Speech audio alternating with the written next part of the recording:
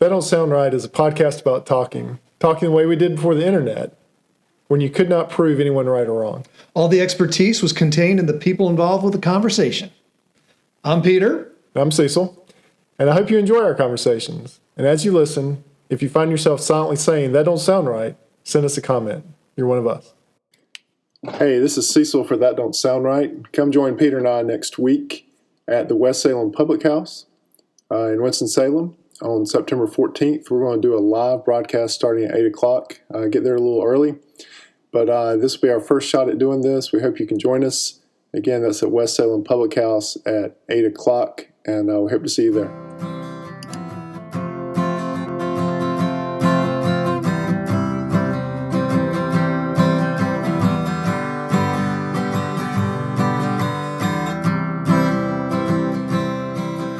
Hey, Peter. Hey, Cecil.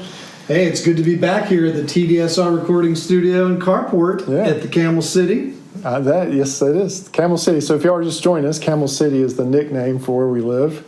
It's based on a cigarette, I think. Well, yeah, I mean, it's Camel cigarettes, right? Right. We used to make them here. So. Where are they made now? I don't know. Do they move them up to Tobaccoville? I don't know. That's a good question. What do you think they do in Tobaccoville? I don't know. I think there's a bunch of warehouses of tobacco. Do they still have a cigarette processing plant there? I think so. Yeah. I think so. But I don't know where down to Winston. I remember when I first moved here, you could really smell the tobacco. Yeah. I remember that. And I took a tour once of one of the factories, and they had me go in the menthol room. Nice. I mean, my head was spinning. Oh, yeah, I'm sure. In the menthol room where they applied the menthol to the tobacco.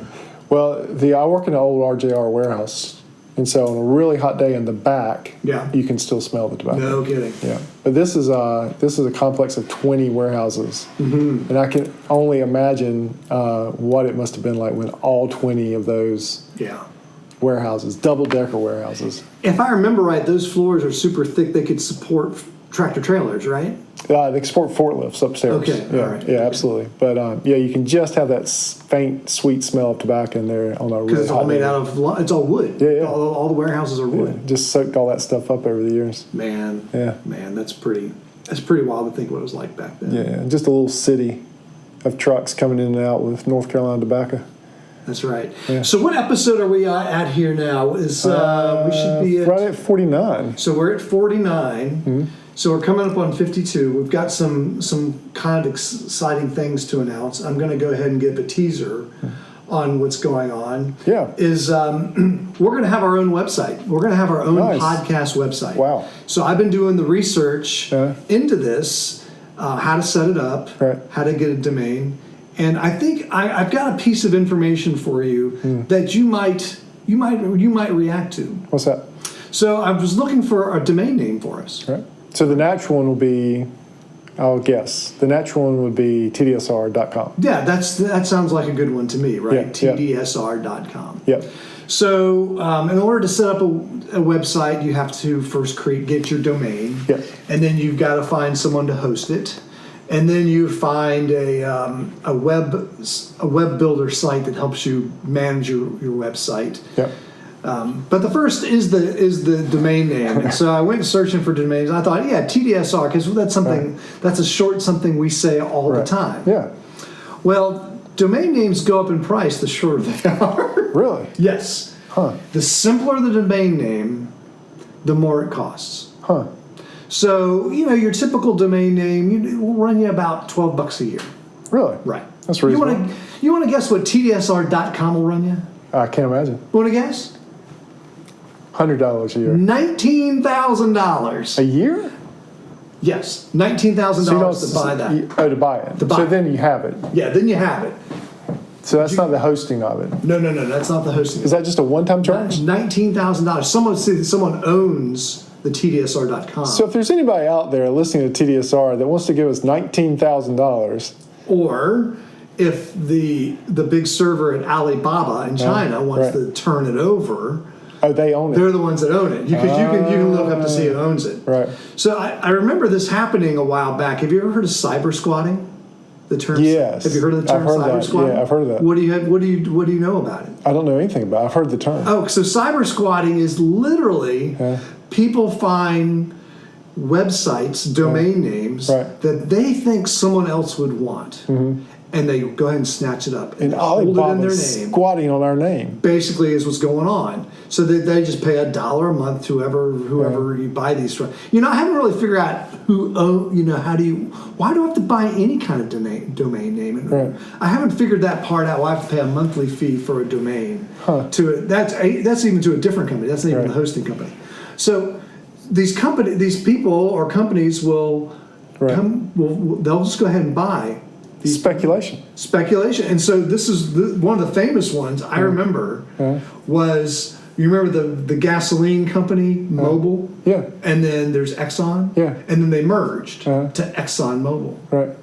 Well, someone, I guess, foresaw that and bought the domain name and owned the domain name ExxonMobil.com. Somebody foresaw TDSR and has purchased it.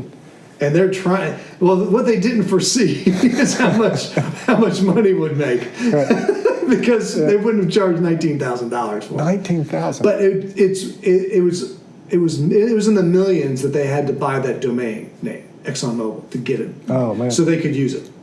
So really, someone is cyber squatting tdsr.com, but mainly because. So what I'm guessing has happened is that you just create a bot. And you just come up with, at least starting with 2 letters and then 4 letters, and then 2, 4, sometimes 2, 3, and 4, maybe even 5 letters. Right. You just buy up all the domains of every letter combination, at least up to 5. Yeah. And then you're sitting basically somewhat on a gold mine. Yeah. Can you imagine?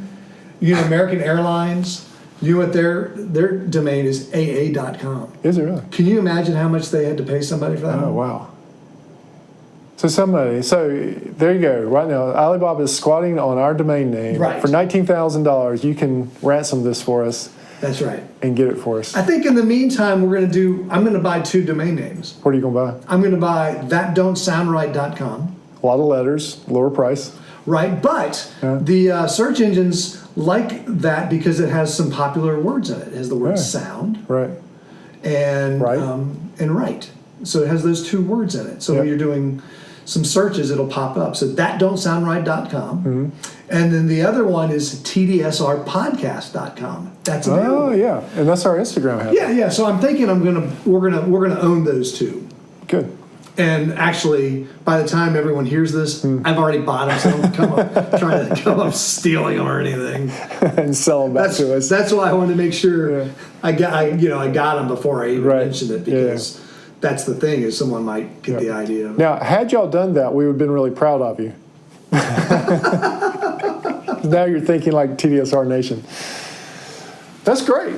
So that'll be pretty exciting. So hopefully we'll have some show notes, we'll have some pictures, we'll have links to all the platforms where you can listen to it. I'm hoping to have it broken up by our series. We've got the automotive and transportation series. Yeah. You can go in there and search on that. Disney does like that. So if you look on the Disney queue, you'll have like the Doctor Strange collection. You'll have the Thor collection. Yeah. We'll do something like that. We'll have like the Bear collection. We'll do some clever logos or something. We'll get our resident logo maker in here. Yeah. That's exciting. Yeah, I think it's going to be fun. Well, there's something else I want to do for the cyber community. But before you do that, I do want to go ahead and introduce our words of wisdom. Oh, yeah, absolutely. Especially since we're talking about technology. Yes. And technology can be somewhat addicting. I don't know if you've ever binged on a video or a video game and you've just kind of felt kind of lousy afterwards. I played Driver when it came out initially. Yeah. I played it for 6 hours one night at my nephew's house. Driver? What's Driver? So Driver, you're a driver and for like a criminal organization. And so basically you spend the time outrunning the police. So it's always good for an elder of the church to play. How's this different from Grand Theft Auto? Well, Grand Theft Auto was like exponentially more violent. Okay. And so this was mainly about driving. Like they could have taken the whole chase thing out. It was just about, and so they had, multiple real cities that they had mapped, that had the real maps of the cities, and you would drive through the cities and try to lose your tail. Okay. The police tail that was on you. What platform was that on?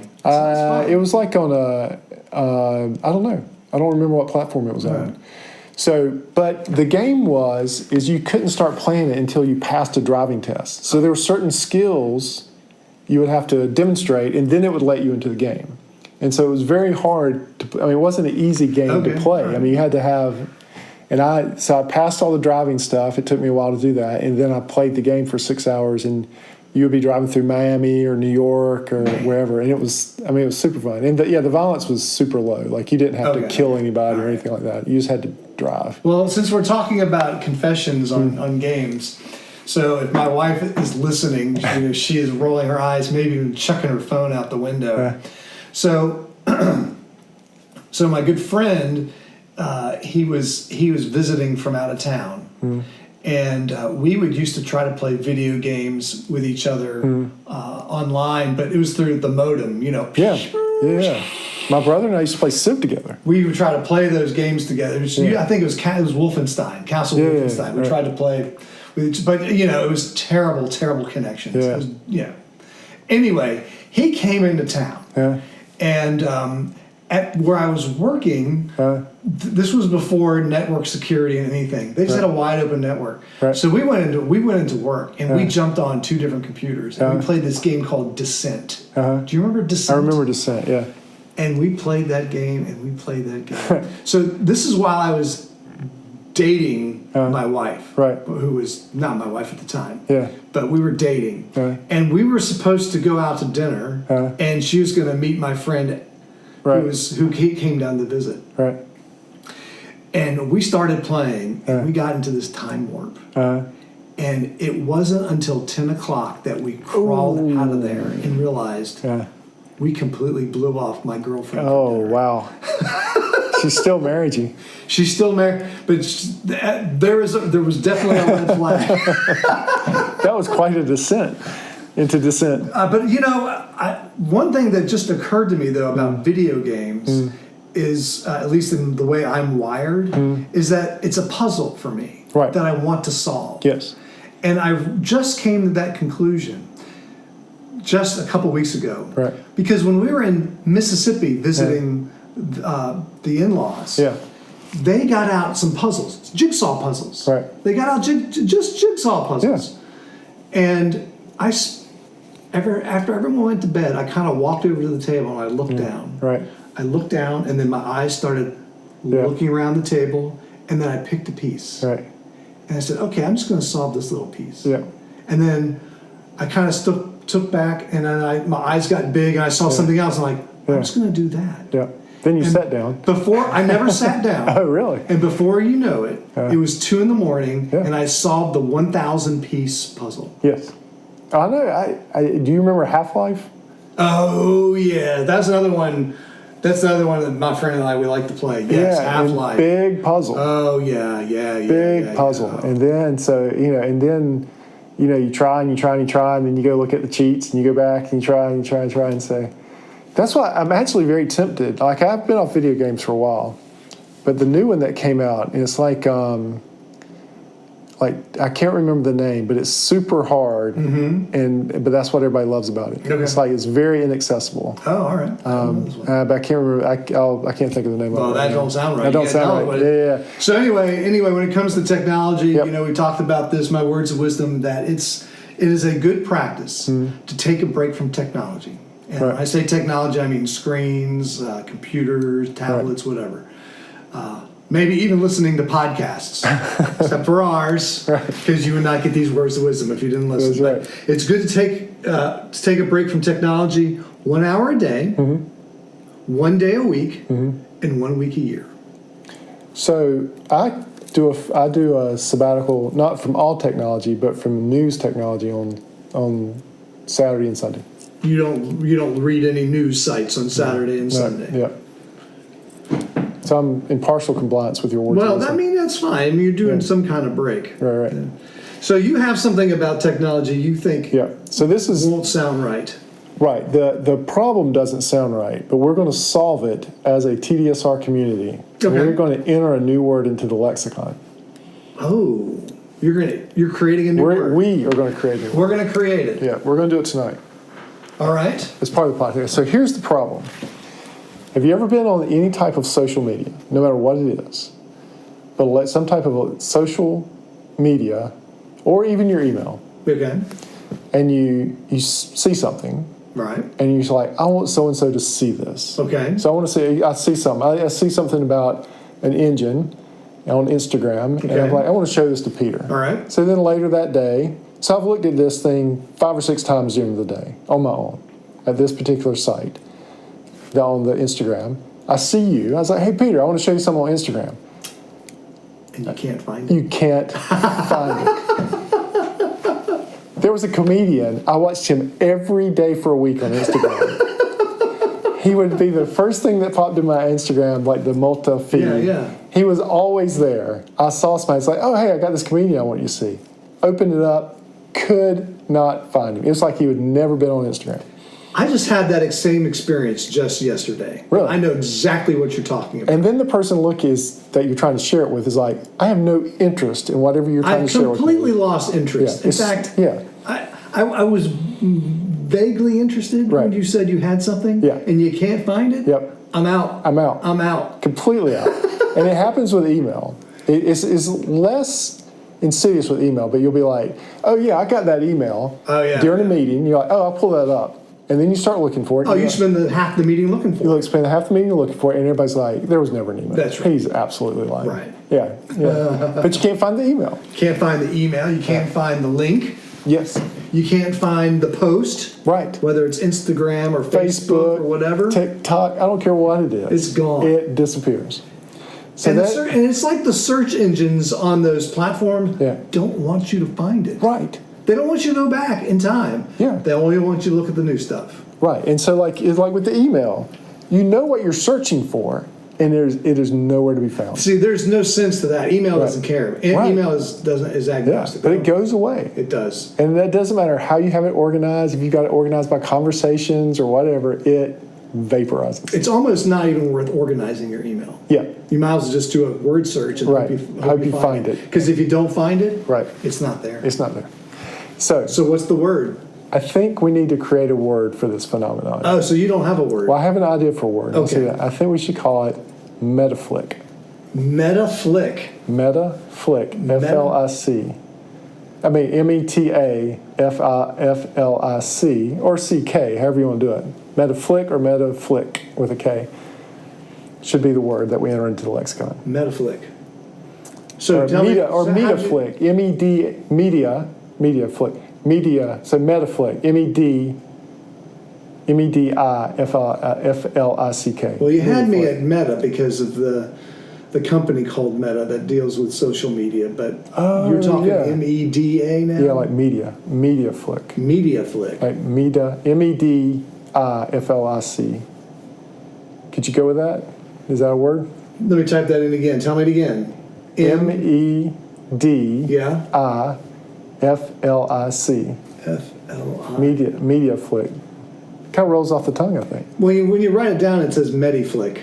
Mediflick. Mediflick. Yeah. M-E-D-I, Medi, F-L-I-C. Well, I'm open for suggestions. Okay, no, that's I think fine. we have to have a word that stands for the phenomena of when that disappears. Yeah. What, in the movie The Matrix, when the black cat goes by twice. Oh, yeah, my brother talks about What this. did they call that? Yeah, what did they call it? I know what you're talking about. Yeah, it was an anomaly in the system. It's a glitch in the Matrix. Yeah, it's a glitch. So, I mean... A metaglitch? A metaglitch? Metaglitch.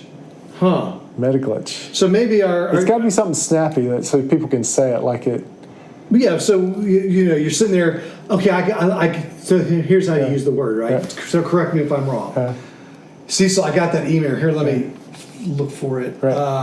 I just can't. Metaglitch. Can't find it. It's not there. Yeah, so mail need to be shorter. Like it can't be glitch, but be like it flicked. Or